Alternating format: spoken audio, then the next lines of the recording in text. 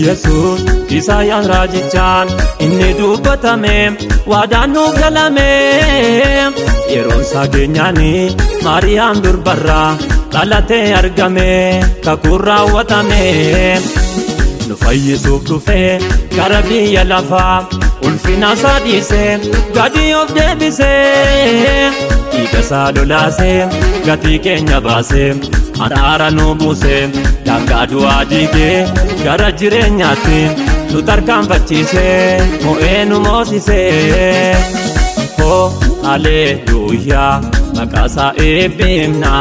halkanii fi guyyaa hoo haleluuyaa maqaa isaa eebbifna halkanii fi guyyaa.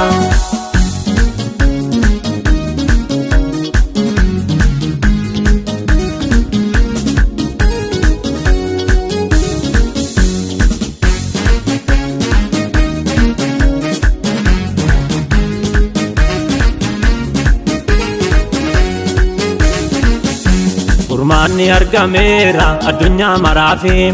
misiraachoo fayyinni soo ta'eera warra itti amaneefi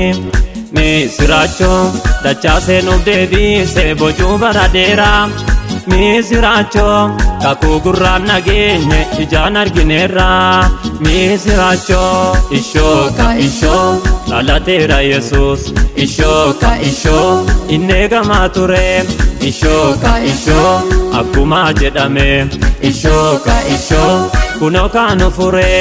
ishoo ka ishoo gammanneerra baay'ee ishoo ka ishoo fayyinni nu ta'ee ishoo ka ishoo burraaqnee faarsinaa ishoo ka ishoo seexanni hin qaana'ee seexanni hin qaana'ee seexanni hin qaana'ee seexanni hin qaana'ee seexanni hin qaana'ee.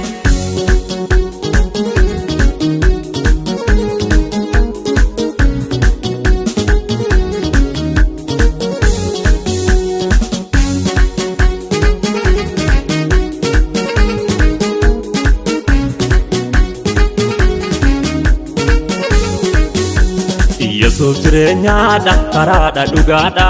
hangafa nagaa arjaadha qulqulluudha gara laafessadha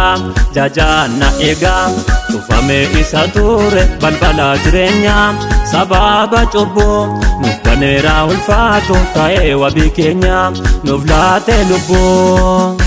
Ishoo ka ishoo Yesus du'aa ka'ee ishoo ka ishoo diigee awwaalichaa ishoo ka ishoo ijoollee waaqayyoo ishoo ka ishoo gammadaa ililchaa ishoo ka ishoo wanjoo garbummaa ishoo ka ishoo nurraa caccabsee ishoo ka ishoo fooniif hafuuratti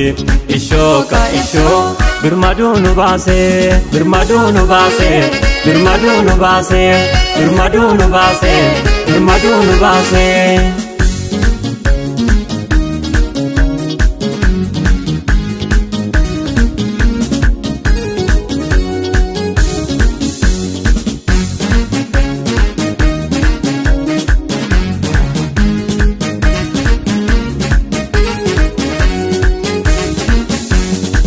Nuuf qopheessuudhaaf Yesus ol ba'eera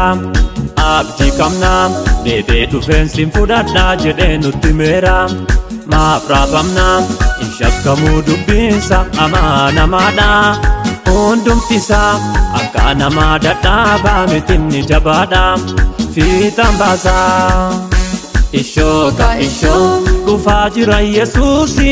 ishoo ka ishoo ol nu fudhachuudhaafi ishoo ka ishoo kotaame kokopona ishoo ka ishoo isa simachuudhaafi ishoo ka ishoo gidiraa biyya lafaa ishoo ka ishoo obbaafachuu geenyeerra ishoo ka ishoo isanni nuuf qopheesse ishoo ka ishoo dhaqnee dhaala waaqarraa Yerusaalemaarraa.